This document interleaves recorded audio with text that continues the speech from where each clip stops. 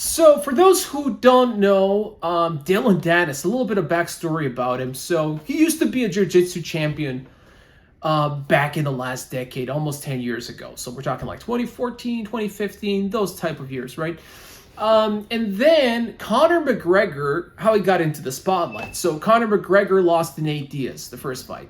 Then he decided to hire Dillon Danis as his grappling coach to, learn more about grappling so he can handle that versus Nate Diaz too in his second fight with him.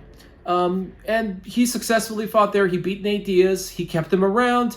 Then ultimately, Khabib fight came down. That's the important fight. So Khabib was fighting Conor McGregor. That was 2018. And so we all know Khabib, right? Most of us do, especially who watches MMA, UFC. They know a lot about Khabib. I don't have to talk about Khabib much. So Khabib, this guy, Dillon Danis, out of all the guys in that arena, even including Conor McGregor, so it was really bad blood between the two camps. Conor threw that dolly before that.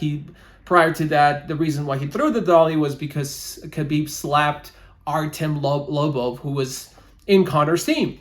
So yeah, McGregor flew to New York. He threw the dolly, yada yada yada, and then the fight happened. We know that Conor lost, right? He got submitted by Khabib. And out of all the crew, out of all the arena, out of all the people hating Khabib and his team, there was one man that managed to provoke Khabib. Like, we already know, sure, Khabib he's human after all, but he is a devoted Muslim.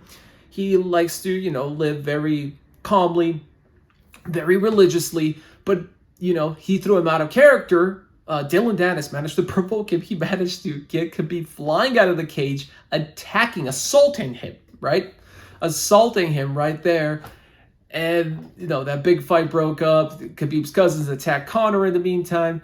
But, to this point is that Dillon Danis is a master troll.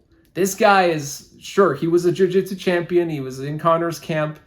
But the fact that he managed to piss off Khabib that much that he's going to fly out of the cage when he's fathered, by the way, there. His father also gave him shit afterwards, like, hey, we don't do that. You don't do that. He gave him a pep talk. So, yeah, Khabib apologized afterwards, and they had a little bit of a suspension, both of the fighters, especially Khabib. But, man, Dillon Danis managed to fucking provoke Khabib. That's tremendous.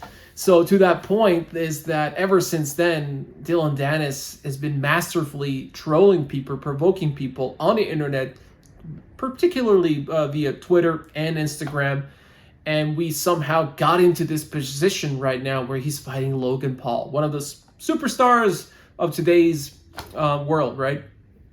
WWE, he signed with the WWE. He also did a celebrity boxing match with Floyd Mayweather, right? And speaking of these fights, cross fights, so we had, ever since Conor fought Floyd Mayweather, we had a bunch of fights. We have now Jake Paul fighting multiple MMA fighters. We had the Logan Paul fighting actually a real boxer and the previous former champion Floyd Mayweather. And we all now have also Francis Ngannou completely leaving. There was a whole drama, whole talk about him staying in the UFC and demanding to fight Tyson Fury for the Ultimate Championship, right? The baddest man of MMA versus the baddest man in boxing. So we have a lot of these fights, celebrity boxers fighting MMA fighters fighting celebrities. It doesn't end, and it seems to be super popular. People are buying into it. They love the entertainment, and I'm not going to lie. I watched all of those fights. I find it entertaining. Maybe even more the part where, the beef that they have, the press conferences, it's maybe even more entertaining than the fights itself. Some of the fights were okay, but yeah, I'm not going to just sit here and criticize and call it a circus. I mean, it is a circus, but people love watching the circus. They used to love watching the circus. Now we have this type of circus. So I'm not going to lie. I find it entertaining myself. So now he's fighting Logan Paul, right? I didn't even know who was the fiance of Logan Paul. I had no idea he proposed, none of that. But now I came to find out that his fiance has a name. It's Nina Agdal, I believe. So she's some kind of supermodel that apparently used to date a lot of celebrities, a lot of dudes, and it was all public, and there's a bunch of pictures. So Dillon Danis decided to go that route, promote the fight by just calling out his fiance a slut. And here we are, we're buying into it.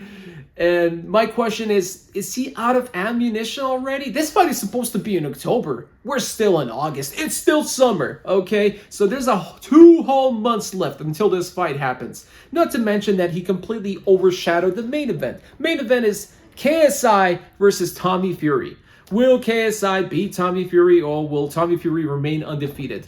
Which is a better boxing fight for sure. Better fight, more entertaining probably. But the whole intro to this other fight, the co-main, is overshadowing it. Dillon Danis took the show already. He stole the show, I mean. And the press conference happened in London. Logan Paul tried to fire back by bringing a cake of Dillon Danis knocked out with the vagina. So, yeah. He threw the cake, all,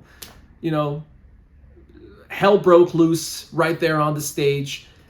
Prior to that, John Fury, the father of Tommy Fury and Tyson Fury, decided to actually steal the show, wrap up the show. He had enough. He cussed out everybody, flipped 2 tables, and he even tried to assault, had 5-6 guys holding him. Somebody from there, I'm not sure who, honestly. But yeah, it was a KSI or one other dude, but yeah. So it was great. It was fun, entertaining. But my real question is, are we out of ammo? What are we going to keep talking about for the next 2 months? We have Dillon Danis saying, oh, I have this picture. That's the best picture out of all the pictures that I have, or a video of supposedly his fiance with supposedly somebody in some kind of act. But he says, once I reach 2 million followers on Instagram, I will release the photo. So guess what? He reached 2 million followers, but now he's asking for 4 million viewers. This guy's a master provocateur, right? He knows how to raise, how to farm views, engagements, get the clicks, get everybody involved.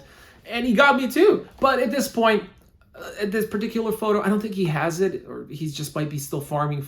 I think he might have overplayed himself a little bit. He shot too many shots too early. I think he might be out of ammunition, because if he keeps talking about his fiance for the next 2 months, I mean, I'm getting already over it. I don't know about you guys. Let me know. But what else is there to talk about? I mean, we get it. She loved doing that, right? So does Logan Paul. I mean, to me, in my opinion, they're all sluts, right? But Logan Paul is a man slut. Dillon Danis is a man slut. So we're going to talk about sluts in that celebrity echelon, sure. But yeah, so I'm curious to see, what do you guys think about this? Is this something, are you going to watch? Are you going to be invested in, or just, read it with a cup of coffee here and there some mornings? But I feel like Dillon Danis ran out of ammo early. I don't know if he's going to have anything else to shoot. If he keeps repeating the same thing over and over again for 2 months, I think everybody's going to get tired. We're going to start focusing on something else. Let me know what you guys think. Who are you rooting for? Are you team Dillon Danis? Are you team Logan Paul? Or in the other fight, which is not even talked about, far better boxing there, KSI versus Tommy Fury. Can a professional boxer finally lose to a YouTuber become a boxer? Now, that's something we can talk about. And let me know. Yeah. And of course, please, if you like this video, do not forget to like and hit subscribe here or there. One of those. See you in the next one.